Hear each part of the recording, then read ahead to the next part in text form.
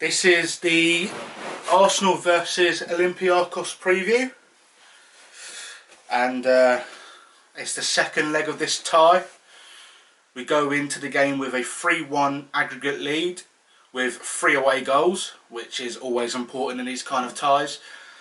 We played the first game last week over in Athens. We took the lead with quite a decent goal quite early on. But we let Olympiacos get back into it. They scored a direct free kick, and everybody thought that was going to be a tough tie to get out of. But we had a player step up who's been really good in the last few games. Gabriel, the centre back, he scored an unbelievable header to make it 2-1 to Arsenal on the night. It's one of the headers that, he shows that desire and determination to get there ahead of the centre back, and he looped it over the goalkeeper into the far corner. It was a brilliant goal. And then we scored a third goal as well, giving us a 3-1 lead going into this second leg. We'll finally play a knockout European game at the Emirates, because Olympiacos are allowed to travel to the UK, which is always a good thing. We can be in our home. But we do have to remember that last season they came to the Emirates and they knocked us out. So even with a 3-1 lead, we have to be really careful, because we don't want history to repeat itself. But yeah, I think that hopefully, if we play a strong team from the start, get a few goals ahead so that the tie is basically finished, and then we can think about, trying to take players off and resting them for the West Ham game on the weekend. We go back into this game high on confidence. We overturned a 1-0. We went behind by a goal against Tottenham. They scored first, but we overturned that. We came back to win that game 2-1. Kieran Tierney and Martin Odegaard had unbelievable games against Tottenham. Emil Smith-Rowe did really well as well. He hit the crossbar. Very unlucky. Would have been a brilliant goal for him to score in his first North London derby. Again, Gabriel at the back with Luis, solid. So yeah, with that being said, I'm going to try and start getting into my starting lineup for the game against Olympiacos. In goal, Bernd Leno. There's been a few question marks about him recently with his decision making when he has the ball at his feet.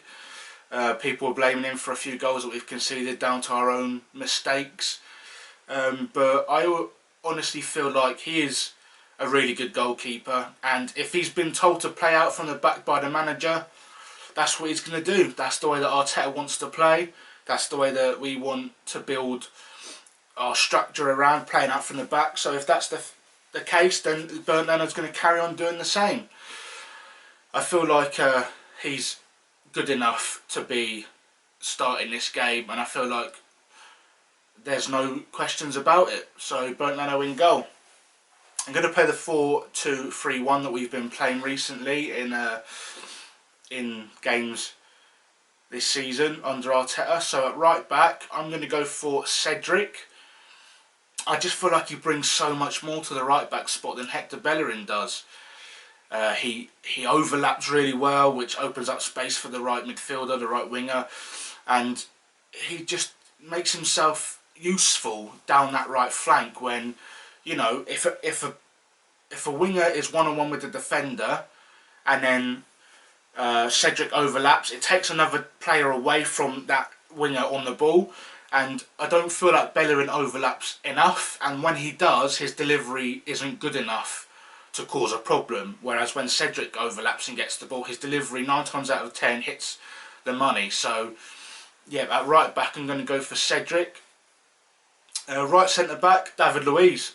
I don't feel like there's a reason to drop him. He played really well against Tottenham. He's like one of the silent leaders in the team. You've got them in the team. We've been told so many times that Arsenal have no leaders, they have no still. And I think that for the most part, Gabriel's brought that still. David Luiz has brought that leadership with Granit Xhaka as well in there. They talk a lot on the field. We can hear them now that there's no fans in the stadium. So I think, David Luiz can start at right centre-back with him, alongside him. It's going to be Gabriel. Scored a brilliant goal in the first leg, had a brilliant game against Tottenham on the weekend just gone. And again, there's no reason to drop him. He's kind of starting to find that form that he was on when he won those Player of the Month awards at the beginning of the season, before he had the COVID break, because obviously he went down with that. But he's come back. It took him a few weeks to get back up to scratch again, but now we're finally seeing the Gabriel that we saw and that everybody was so impressed with at the beginning. So no problems with Gabriel in left centre-back for this game. At left-back, Kieran Tierney. There's no other choice. There's no one who we would rather play here. This guy is absolutely brilliant, and I can't say it enough. He's got so much passion for the game. He's got so much. I love the way that he plays the game. One time he'll be inside of the fullback, then he'll go around the outside of the fullback. He'll always look to pull it back. He has so many variations of crosses that he can put in to the box that the defender never knows what he's going to do. Sometimes he'll pull it back to the penalty spot. Sometimes he'll whip one in ferociously across the goal, and he honestly is one of our most important players. Again, like I said about Luiz, Kieran Tierney is a leader. I saw a video that Arsenal posted after the North London derby. It was like Kieran Tierney action all areas or something like that, where you could see everything that he was doing during the game. He's just amazing, and I think that he will one day be Arsenal captain. He's that good. So yeah, a left back, Kieran Tierney. Now the midfield pivot. I'm just going to do the exact same as what we did against Tottenham. So right central defensive mid or centre mid, it's going to be Thomas Partey.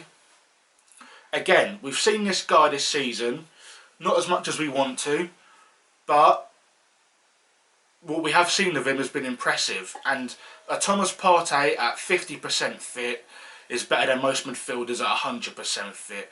I honestly don't think that this guy is still 100% fit yet. He played against Tottenham for 90 minutes, which would have been good to get in his legs. But by the time it hit 75, 80 minutes, he became a little bit sloppy, which is understandable considering that, again, he hasn't had many minutes in his legs. But for this game, I feel like he would have been refreshed from Tottenham. He'll be ready to play, and he'll be ready to put in another dominating performance in this game. Alongside him, silent leader, Granit Xhaka, a leader that, you don't really... Obviously he had the captaincy, didn't he, and that got stripped from him for the reasons that we don't need to talk about now because it's finished. But I still feel like he does possess those captain qualities, the leadership qualities on the field. People might say that he's not good enough to be in our starting lineup and he should only be a rotation player, but to be honest with you, without his silly little mistakes, he is a very, very decent partner in that midfield for Thomas Partey. But if we were to replace him, I don't think Xhaka should leave. I think that he would just be a rotation. But for this game, he's going to be starting in there. He's one of Arteta's favourites. I think that Granit Xhaka is the only one who hasn't had a rest from games in the last 14, 15 games in a row. Apart from maybe when he last got his red card against that Burnley game at the first half of this season. But yeah, he's important to us. He always spreads that pass out to Kieran Tierney to start the attacks. So yeah, he's going to be in there, and he's going to be partnering Thomas Partey. Now we come to the three across just behind the striker. First of all, on the right hand side, I'm going to go for Nicolas Pepe. So against Tottenham, Bukayo Saka got taken off at half time because he was feeling his hamstring. Hamstring problems are one of those ones where you don't really know how bad they are until you've had scans and all of that. So I don't think that with a 3-1 lead we should be risking Bukayo Saka in this game. Nicolas Pepe, with Cedric behind him, can still do a lot of damage. He can still cause the defence problems. I have every faith in Pepe. He's had a better season this year than people are giving him credit for. So yeah, I think that he can start on the right hand side and cause a lot of problems. So on the right is Nicolas Pepe. In the number 10 role, I'm going to go for Martin Odegaard. He scored 2 goals in 2 games, and he's looking like that number 10 that we've always been crying out for. The one that shows up in big games, the one that, you know, just works hard for the team. I see him running back, I see him putting in the dirty work. The guy's actually really impressed me, considering that before we signed him, he didn't really play much football in the last 3-4 years, apart from when he had that loan spell at Sociedad. But he's come in, he's shown so many qualities, he's settled in really quickly, and yeah, I have no problems with starting him in this game. So I think that in this game, Martin Odegaard should be in the number 10 role. Left hand side of the pitch, I'm going to go for Emil Smith-Rowe. Now, I'm a little bit of a hypocrite because I've been saying that this Smith-Rowe and Odegaard in the same team combination doesn't work. But Mikel Arteta's proven me wrong. The players themselves have proven me wrong. They both can play in this same team, as long as Smith-Rowe's got Tierney behind him. It works brilliantly. Smith-Rowe always does the dirty work. He tracks back really well. He puts in a shift every game. But not only that, he's a threat going forward. He comes on the inside when Tierney goes on the outside, and he's always looking around for the little runs off from Odegaard and the striker. So yeah, I think that with Smith-Rowe in the team and Odegaard together, we can cause a lot of problems. And up front as the main striker, I'm going to go for Pierre-Emerick Aubameyang. So he was dropped on Sunday, for disciplinary reasons. It's come out to the press that the rumours are that he was really late for the coach going to the Tottenham game. So disciplined by Arteta, and disciplined was probably the correct decision to do. I don't think that he should be stripped off the captaincy. That's a load of rubbish. There's no reason to do that. He's been disciplined. The team agreed with Arteta disciplining him. So now, to prove that it's all over and there's no hard feelings, it's time that Aubameyang gets back into the team. So I think he should start this game up in striker. Maybe a little bit harsh on Lacazette, but as I said earlier, we can get a few goals ahead, completely finish the tie off, and then we can start making changes for thinking ahead to the West Ham game on the weekend, which is another big game for us.